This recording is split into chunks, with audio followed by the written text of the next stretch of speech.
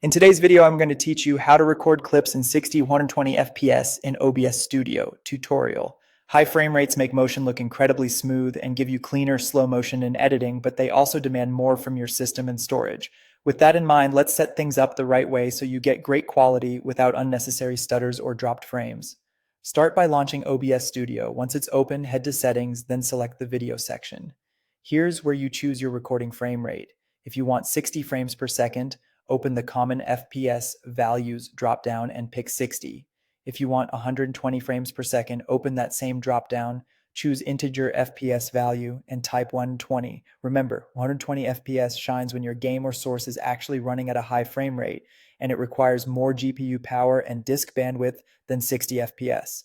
Next, go to the output section, change the output mode to advanced so you can fine-tune recording options. Now switch to the recording tab.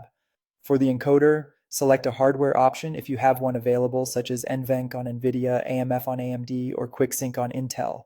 Hardware encoders offload the work to your GPU, which generally gives smoother recordings at high frame rates compared to software x264, especially during fast gameplay. For rate control, choose CQP. This stands for constant quality and lets OBS target a consistent visual quality instead of a fixed bitrate. It adapts to scene complexity, which is ideal for varied gameplay and action. Set the CQ level between 16 and 20. Lower numbers mean higher quality and larger files. If you're recording fast-paced content and want crisp detail, lean towards 1618. If you prefer smaller file sizes, 1920 is a good balance.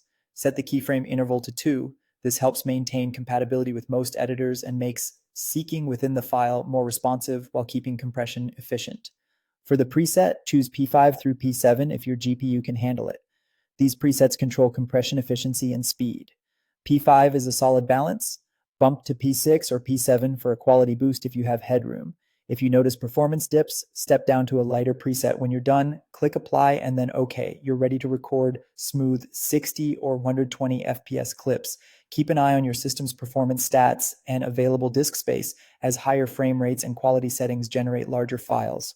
With these settings in place, you'll capture fluid, sharp footage that's perfect for playback and slow motion edits. Happy recording!